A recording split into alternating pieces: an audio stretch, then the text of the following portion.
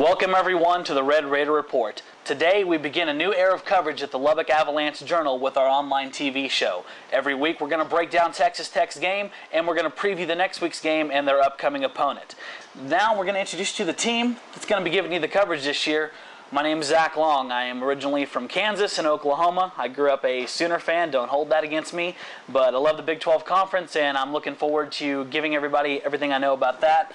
Don Williams, longtime beat writer for the Red Raiders. Don, welcome to the show. I've been on or grew up around Texas Tech all my life, actually, since I grew up only an hour north of Lubbock, and this is actually, now that I think about it, I think the 22nd season out of the last 23 years that I've covered Tech in some form or fashion.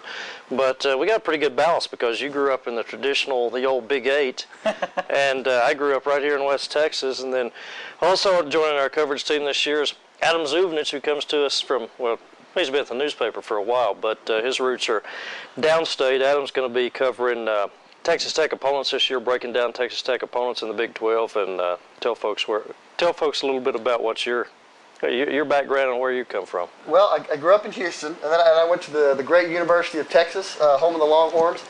Spent 4 years there. Also have a lot of Sooners in the family, just like Zach over there, and a couple Aggies as well. So I've got the whole Big 12 South covered. The common thread here is I think we all really like and enjoy and respect the Big 12 Conference, period. Yes. And Big 12 football. Definitely. And we're here at our lovely set at Campus Design at 98th and Quaker in Lubbock. A pretty good setup, guys. Not a bad place to film a show. So we're going to be down Looks here. Looks like we're part of the crowd, as a matter of fact. I was hoping we didn't blend into it or anything. All right, guys, let's get down to the fun part of it. It's football time in South Texas. Don, 240 days ago, the Red Raiders walked off the field at the Gator Bowl victorious over Virginia. After the celebration had kind of settled, the question probably came up immediately. What does 2008 hold? And now we're here. A number 12 ranking in the Associated Press poll. Season tickets sold out for the first time in program history. There's a lot of hype down here. Yeah, and I wrote about it before the Gator Bowl even kicked off. Last year, a week of the Gator Bowl, I remember writing a story and talking to Danny Amendola about how this team is going to be next year. And he said he was almost sorry that he had redshirted his first season because he wished that he had an opportunity to be back with the 2008 team, because the expectations, obviously, you could see it then. I mean, it's pretty uncommon to be a Division I team in a BCS conference to have 10 starters back on one side of the ball and 8 starters back on the other side of the ball. That's what this team has. And luckily for them, they made it from January to where we are now at the end of August without really any major injuries. And about the most significant thing that happened to this team in a negative aspect in the offseason was when Kobe Lewis and Stephen Harris were suspended for the season, kicked off the team. And both of those guys were, in the case of Harris, a guy farther down on the depth chart, young, talented guy, but was not a starter. And in the case of Kobe Lewis, a role player. So they've managed to make it again from January to late August without anything really causing the foundation to crumble. Right.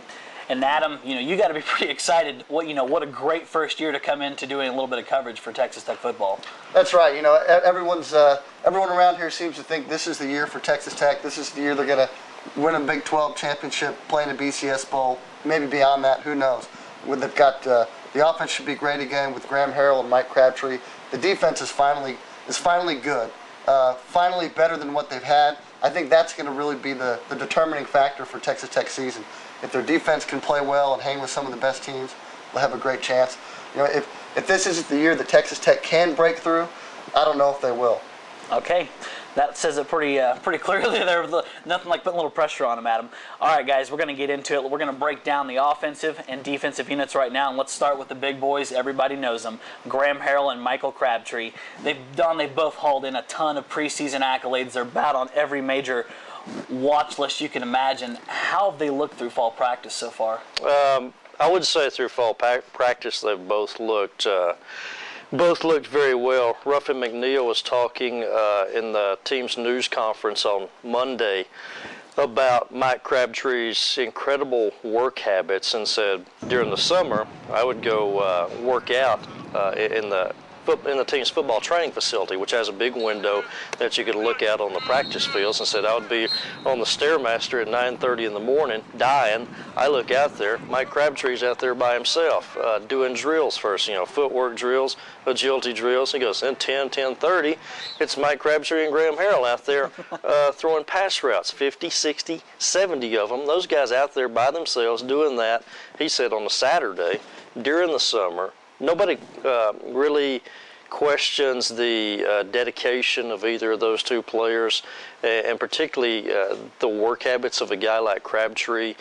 I think it's fairly rare to see a guy who I think he understands almost at a pro level what preparation's about and what it takes. I think the thing with both of those players, though, is they received a ton of individual honors and accolades already. The thing for them is they want to win football games. They'd like to win a championship. In Harrell's case, this is his last chance. And the accolades and stats aside, the thing for them that's going to be make or break is simply what do you do during the season. I think in the case of Graham Harrell, it's going to be can you avoid those bad games in the middle of the year that he had the last 2 years against Colorado and Missouri. In both cases, he was cruising along going into those games, and be it because of what defensive coordinators at those teams threw at him or for what reason, he didn't perform really well. It wasn't all him. The offense last year, in both instances, last year and 2 years ago, didn't perform very well in those two games. But he gets a lot of the negative of that because he's the quarterback.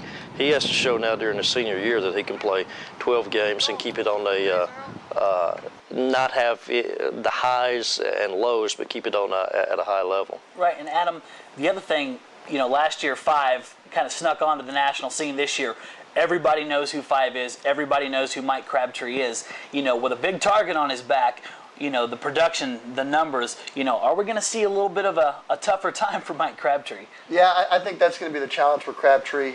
Everyone knows who he is now. He's a Biletnikoff Award winner. People are talking about him as a Heisman Trophy candidate. He's got the spotlight on him right now. Teams are going to double team him every time. They're going to game plan around him. I think he's going to inevitably see some adversity this year. It's going to be about how he fights through that, how he can come back. It may be a case where throughout the course of a game, he might make 2 catches for 20 yards, but in the fourth quarter, last drive of the game, he's got to be the guy who goes in the end zone and makes the play.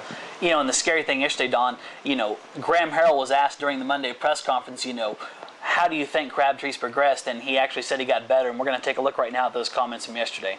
I think he has, and I think more than anything, I think he can improve the most with experience, and he has a full year of experience on the, as far as just a season of games, and then he had some practice in the spring, so there's some more experience, and I think that's the thing that makes you the most improved is just through experience, and he's done that, but also in the offseason he's worked hard, he's gotten stronger, he's probably gotten a little faster, and just because he's gotten better doesn't mean he'll be able to put up the same numbers as last year because those numbers he put up were unbelievable. So, I don't know if he'll match the numbers, but he is a better player. He's a better receiver. And, I think he might draw a little more attention. So, so if he doesn't put up the same numbers, it's not because he's not better. It's because probably people are putting more attention on him, focusing the defense more on him. And he's going to open a lot of stuff up for other guys. And that alone makes the team better. So, as far as just numbers go with Crab, I don't know if he'll match him. If he does, it's an unbelievable feat, I think. But he's going to be a big part of the success, obviously, and he's going to open a lot of things up for other guys. And that's what's good about him is he's focused on winning too, not numbers and stuff like that. So he's big for this team.